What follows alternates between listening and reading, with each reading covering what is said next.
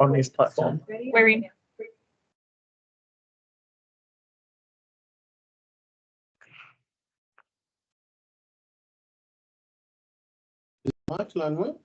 Yep. Okay, we are online on something. Has he got a cold? Is that the chicken soup reference? He's been unwell all week. Can they hear us?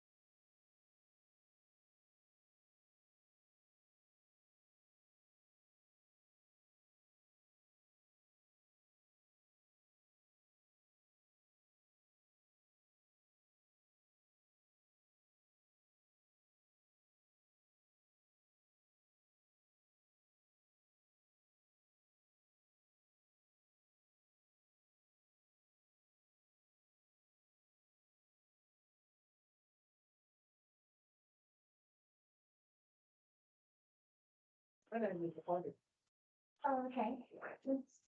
Good morning. Morning. Good morning. Hey, Jess. Hi. Nice to see you all again. How did you morning? Went well. Let me tell you. That was this one, actually. Let's have a quick chat, everyone. Thank you for that. For a minute.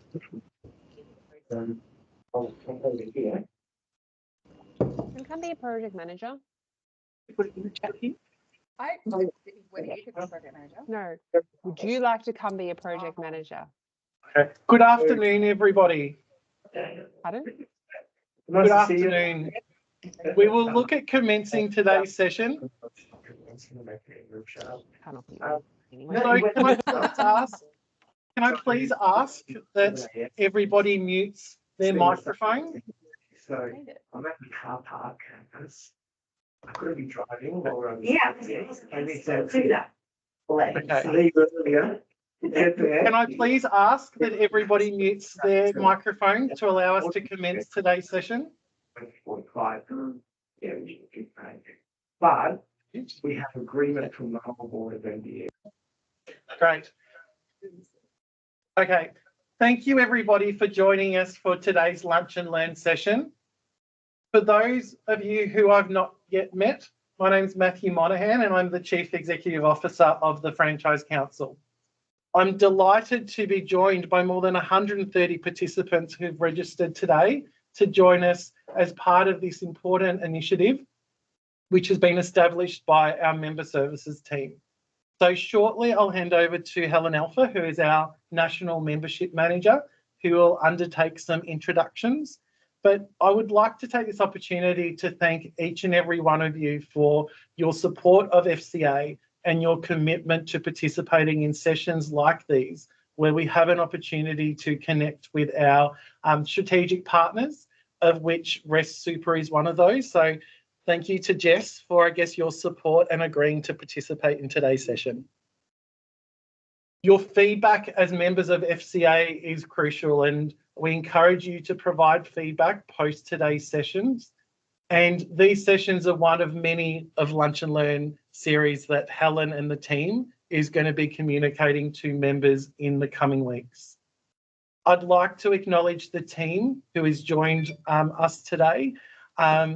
Georgia from within our marketing team, Lisa Saville, who is our Manager of Member Services, and Stephen Ho, who is our Manager of Commercial. So without further ado, I'd like to hand over to Helen to facilitate some introductions. So thank you, Helen. Thank you, Matthew. And hello, everybody. Let's all do a wave. Yep, see lots of waves. Great. Thank you for those keeping your videos on. Oh, Jared, great. We've got a clap. Wonderful. So I would like to introduce to you Jess, who's the Head of New Business for Rest Super. Today, she's going to talk about the top 5 tips for smooth sailing super, which are very, very interesting. I ran through everything with Jess yesterday and I learnt a lot from that. So today is about interaction as well. If you want to write your questions in the chat, please do so. But if you do want to just quickly ask a question, Jess welcomes it to ask while she's even presenting. That way you don't forget. But we will have sort of 10, 15 minutes at the end for Q&A as well. But I think you'll find that most of the information is that interesting that you will be asking some questions as well. So without further ado, over to Jess Epson. Wonderful. Thank you so much. Good afternoon, everyone, and thank you again for the opportunity of presenting today. As Helen said, my name is Jess Empson and my role at Rest Super is Head of New Business. So just before we get started today, just to give you a little bit of my background, I am a self-confessed super nerd. So I do love anything to do with super. So as Helen suggested in the intro, if anyone does have any questions, please feel free to pop them in the chat, or at the end of the presentation, we will have some time for Q&A as well. So super is very close to my heart. And as I said, I am the head of new business here at Rest, and I have been with Rest Super now for about 3 years, and I have been working in superannuation for about 25 years. So I'm showing my age there. But let's get started. So if we could just have the first disclaimer. So this disclaimer, we have to show this from a legal point of view, but essentially what this is showing is that I am only licensed to give general information. So I'm not licensed to give personal financial advice. So if anyone does require some personal financial advice, we can definitely help at Rest. We do have financial planners. But yeah, just wanted to let everyone know that today the information in this presentation is of a general nature only. Wonderful. So just to paint the picture, some of you might be sitting there thinking, Rest Super, I really don't know a lot about that. So Rest Super has been around since 1988. So just some key things to call out there. We do have nearly 2 million Australians have a super account with Rest. So that's actually 1 in 7 people have a super account with us, which is great. Another interesting fact is out of all the super funds, and there's many in Australia, we do actually have the most females out of all the super funds. And another interesting fact is that over 8,000 franchises across Australia have chosen Rest as the default fund. So I thought that was an interesting fact to share with you as well. Okay, so just on the agenda of what we're going to cover today. So I have just given you a bit of an overview of Rest. I'm going to give you a bit of an update on the legislation. So the thing with super is it can be really complex, right? So they do change the rules all the time. And we thought it'd be a really good idea just to give you a bit of an update on what's changed recently, and more importantly, what we think is going to change in the next couple of years, just so you've got it on your radar. After that, I'm going to take you through just a bit of an overview of smooth sailing with your super. So who do you pay super to? How much do you pay? When should you pay it? And where or how should you pay it? And then we'll finish up with a Q&A. Okay, so just going to the next slide. Fantastic. Wonderful. Okay, so as I said, the super landscape is quite interesting. There has been lots of changes. So employers have actually had considerable changes they've had to manage in the recent years.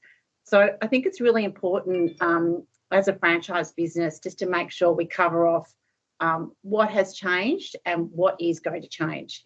So first, let's look at payday super rules. So payday super rules, if the legislation is passed, it will start on the 1st of July 2026. And basically what it means is at the moment, as an employer, you have to pay super quarterly. So if this legislation is passed, what it essentially means is you'll have to pay super when you actually pay the wages or the salary. So this move really will make a potential, make a big difference to a lot of Australians. So we're estimating that could actually mean that employees will have roughly maybe more than 10,000 in their actual retirement account when they actually retire.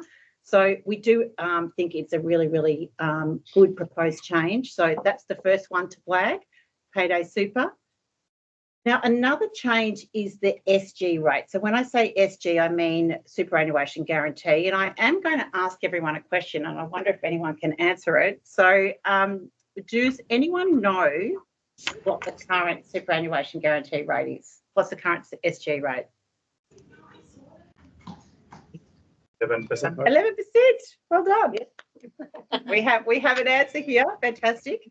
So it's currently at 11%. So just to give you the background on that legislation change, so the Morrison government back in 2021 decided to start increasing the superannuation guarantee, or the SG rate. So back then it was sitting at 9.5%.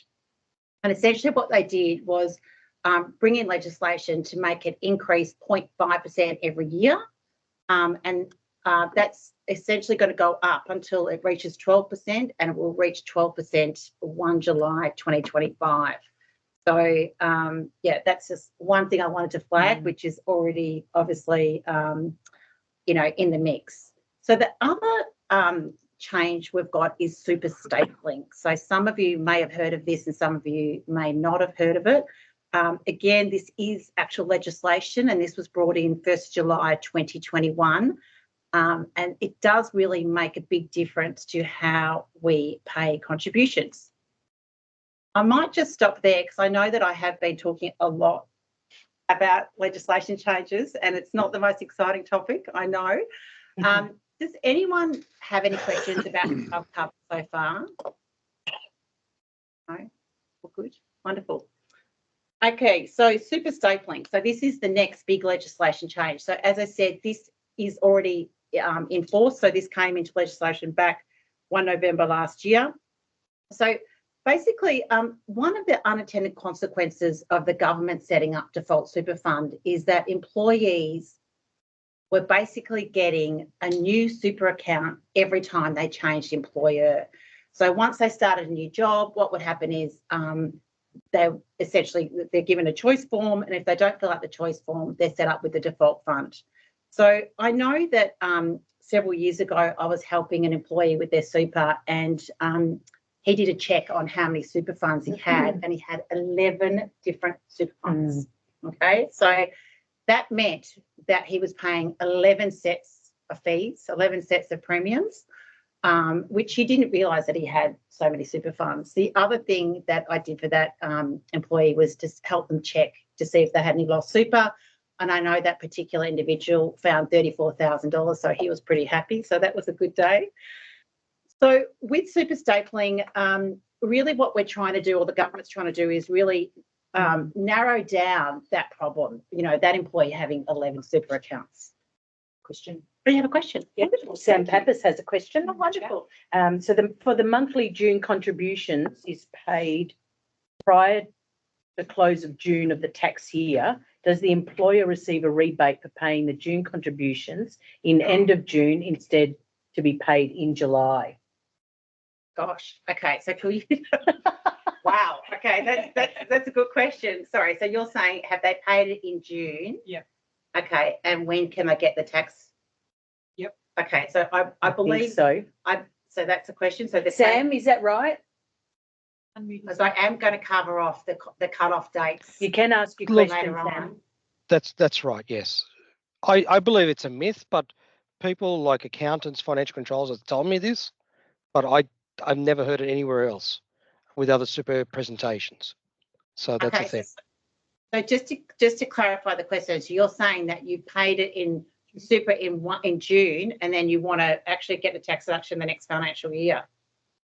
Well, either that or within that same financial year. Okay, so I'd have to check for you. I'd have to double check, but my understanding is that you wouldn't be able to get it for the next financial year because you paid it in this financial year. Yeah. So it's whatever is paid in that financial year. But I'm happy to get some clarity, because that is a very technical question. Yes, please do. Please do. Yes. No Based problems. on payroll super for the last 25 years, financial controllers, CFOs have been telling me this, but it's nowhere I could see it anywhere. So I just want to Yeah. know whether it's a myth or not. That's all. Thank you. Yeah, no, it's a great question. I've never had that question, so I love it. Thank you. Okay. We'll get an answer for you on that one. Okay, so just getting back to super stapling, as I said, this came into effect last year, as I've already covered off. So let's look at it in more detail. So you hire a new employee. So you're required by law to actually give that employee a choice form. And the choice form basically says, where do you want your super fund to be paid, or where do you want your SG to be paid to? So if that new employee nominates an account, let's say it's REST, then you just pay into the REST super fund and the job is done and you're compliant. But let's say you hire another employee, it's the same scenario, you hand them the choice form and they give it back to you that's blank and they haven't actually nominated a super fund. So in this instance, what happens is that you do actually have to be compliant. You do need to go onto the ATO website and essentially do a search for the employee in the ATO website. So you just put the tax file number in, look up John Smith, and what will happen on the ATO website is it will say John Smith has a stapled fund and it's Australian Super or MLC or whatever.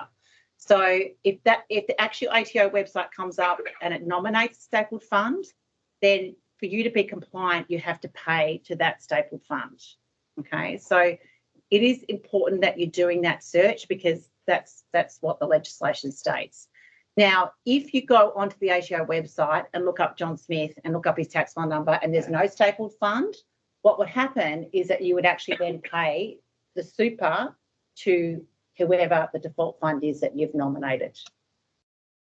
So I know there's a lot of information there and I do love that diagram, but it can be a little bit tricky. Does anyone have any questions about that super stapling, which I know came into effect? Yeah. Yes, they can. Yes. So the ATO online portal is a fantastic resource. And just to be clear, so new employee starts, hand them the choice form. If they nominate the super fund, then you pay to it. If it's blank, you need to go onto the ATO website and check and find out, do they have a stapled fund? So really what that stapled fund is doing is making sure that if an employee goes and works at 5 or 6 different companies, that they're not collecting 5 or 6 different super accounts, that stapled or that super fund is staying with that employee. Okay, any questions on super stapling? No? All good?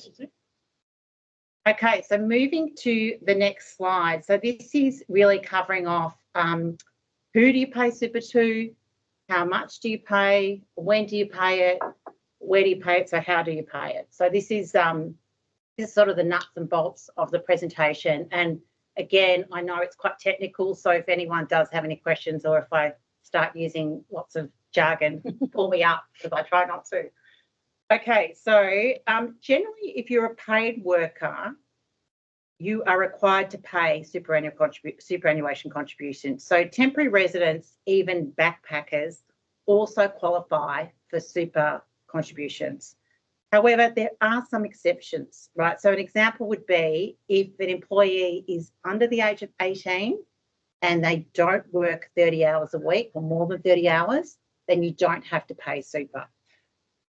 So the type of employment does factor into the super payments, as they should be made whether or not it's a full-time, part-time or casual employee, I should say. So contractors are also entitled to super. So if you pay contractors for their labour, they are categorised as employees for superannuation purposes as well. Okay, so just covering off, what information do you generally need to make a superannuation contribution? So the employee has to give you their nominated super fund. So, you know, whether it's REST or Australian Super and their ABN. You need the employee's tax file number, so you need their TFN. And also you need their name as it appears on their super account. Okay, so that's who to pay. So let's cover off how much to pay. Okay, so as I mentioned before, we're sitting at 11% now with the SG, and that is actually going to increase up to 12% in the next 2 years. So again, the ATO has a really handy calculator on their website, which is really easy to use, and it's a superannuation guarantee contribution calculator. So you can put the details of an employee, so their salary and how many hours they work, and it will actually tell you exactly how much you have to pay. So that's a really good tip to use as well.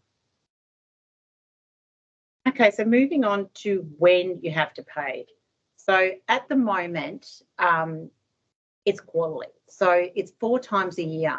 So you'll see there, the superannuation guaranteed payment deadline is 28 days after the end of each quarter, as we've shown in this table here.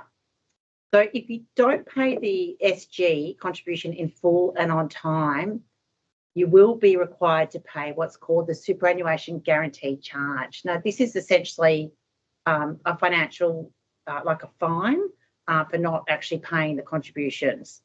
So the superannuation guarantee charge is made up of the super shortfall, so obviously the contributions, any liability based on the shortfall capped at $500, plus a nominal interest of 10%, and also an administration fee of $20 per member per quarter. So look, it is really important to make sure that you stick to these dates because you don't want to be fined. So remember that superannuation change that's on the horizon, that if it comes into effect, that payday super, we're anticipating that won't come into 26, but when that comes in, that will mean that you have to actually pay the super when you actually pay the employee. Okay, so finally finishing up on this is how to pay. So look, your default super fund will actually have what's called a clearinghouse. So I know at Rest, if you nominate Rest as your default fund, we have a free clearinghouse where you can actually go and pay the contributions. So you can pay the contributions not just for the people that are with Rest, but also with other super funds. So self-managed super funds, or let's say they're with another provider. So most super funds will offer a clearinghouse, and most of them are free. I know that ours is. So I suppose it's really important to make sure that there's no fees associated to the clearinghouse you're using. But if you're using a clearinghouse, you know that you're compliant as well, which is great. Wonderful. Now, I know that I've covered off a lot of information there. I just wanted to check in. Is there any questions? Feel free to take yourself off mute and ask a question to Jess. You don't have to put it in the chat.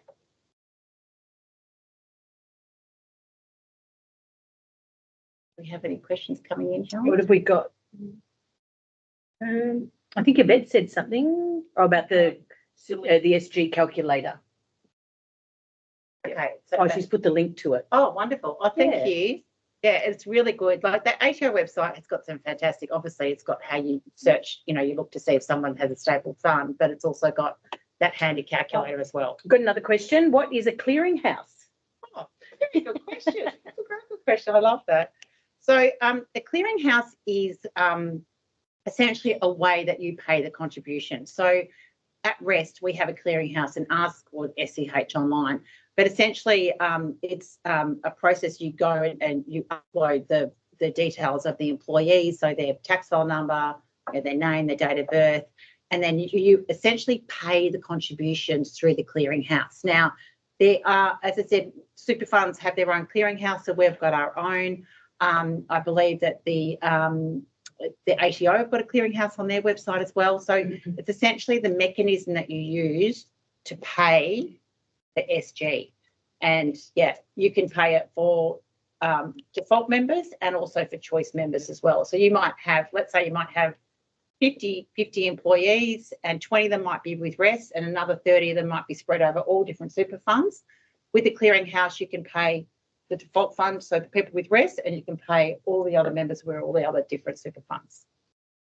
Excellent. Thank you.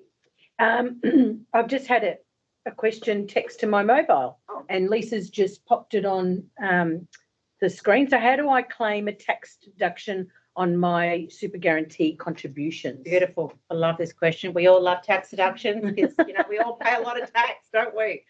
Okay, so generally you can claim a tax deduction for the following contributions. So if you've got a superannuation guarantee contribution you make for your employees in the financial year, so if you meet the SG requirements and the due dates, you can actually use that as a tax deduction. And I think that might be answering our first question, but I am going to double check that first question.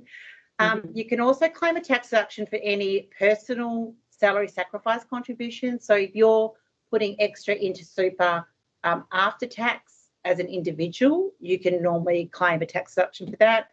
And it also contributions that are mandated by any industrial award as well. So the deductions you claim really depend on the business you operate. And again, I know I kept talking about the ATO, they're like my best friend, the ATO. They do have a really good sort of overview on what you can claim and what you can't claim a tax deduction for on the ATO website. Excellent. We have another question from Kevin. Are deductions applicable for insurance products being paid through the super fund? Okay, so deductions. Sorry, could you just read that question again, please? Are deductions applicable for insurance products being paid through the super fund? Do you want to So are you talking about you're explain that, paying Kevin? additional to cover the insurance premiums? Have we got Oh, he's typing. Oh, Sorry. so good. So So death it is, insurance. okay, so it is just for the superannuation guarantee. Okay, so it's just for that SG. So if you look at the definition, so you can get a tax deduction for superannuation guarantee contributions that you make for employees in a financial year. So it's just the SG. And I know that some companies do actually pay additional contributions to pay for insurance premiums, but it's just the SG component that is a tax deduction. Is that all right, Kevin? Yep. Thank you. And what records do I need to keep? Okay, that's a really good question as well. We all love our records. Okay, so generally you must keep records that you have provided choice for eligible employees and details of your super contributions. Okay, so as I said earlier, if you have a new employee start, obviously you've got to get them to fill out the employer declaration, but the important thing is you've got to give them a choice form as well. So as the employer, you need to keep that. So you don't give that to the super fund, you keep that on file just to say, okay, Jess has nominated Rest, and then you say, okay, well then you've nominated Rest. So that's the first thing you need to keep. The other thing you need to keep is how much you paid to each employee. So how much SG you paid and how you calculated it. Also, you need to keep a record that have you offered everyone that was eligible for superannuation guarantee. You need to keep evidence of, that you've checked and said, okay, this person's eligible. Let's say they're under 18, but they're working 40 hours. Well, they would be eligible. That's an example. So you need to keep those details. So details of any employees who you don't offer a choice of super fund, and also confirmation that your nominated default fund is a MySuper approved product as well. Yeah. Thank you. And another one, do I have to pay super quarterly, or can I start paying monthly now? Okay, beautiful question. Love that question. So if you want to pay monthly now, you can. We know that that's going to be, for some employers or some companies, it's going to be a real issue with cash flow. If you want to pay monthly, you can. So the answer is yes. We do have a lot of employers now that do pay monthly, and that's fine. At the moment, though, the legal requirement is you only have to pay quarterly. So you just have to pay within that 28 days of that cut-off date that we detailed in the earlier slide. So, yeah, the answer is if you want to, yes, but you don't have to. Excellent. I've got another text. Yes, Monique, we'll do that one first. Do we have to pay super on allowances like laundry? That's a really good question. I don't think you do, but I am going to take that and investigate that one as well with the first one. Okay, so I don't think you do have to pay it on allowances, but I will double check and let Helen know. I'm 99% sure it's a no. Chrissy said, no, only on hours worked. Yes, it's only on hours worked. Yeah, exactly. Yeah, fantastic. Thanks, Chrissy. I thought it was hours. Yeah, worked. Monique said, thank you. Oh, that's good. It's a good question. I love that question. So this is it. It's all can be a little bit tricky, can't it? Yeah, so yeah, these are good questions. It sounds like we need a small business super savings, sort of communication. Yeah. Because everyone's asking some really good questions. Has anyone got any more questions? Jess? I think the important thing is that super is really complex. And look, I have been doing this for 25 years and still, there's a few things I don't know, as you've seen today. So, so it's great to check these things. But look, it is really, really important to make sure, obviously, you're compliant. But I think, with your employees, super is so important. Most of the time when people retire, super is their biggest financial asset outside of their primary residence. Yeah. So it is really important to get people interested in super because at the end of the day, it is our money. And not a lot of people realise that. Excellent. And I just wanted to end with just the great partnership that we do have with Rest. And I know even on their website, they've even dedicated a section of their website to franchising, specifically franchising. So please jump on their website and have a look there because there's a lot of education there. And that's what Rest want to do is to educate us all with all things super. As exciting and not exciting as it sounds. Sorry. Well, I think it's exciting.